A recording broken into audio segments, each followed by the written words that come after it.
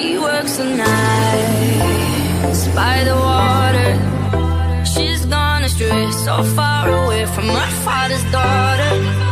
She just wants a life for a baby. All on her own, no one will come. She's got to save him. Daily struggle. She tells him. Nice one.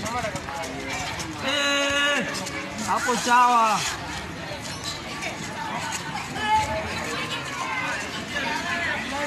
This was possible in Israel.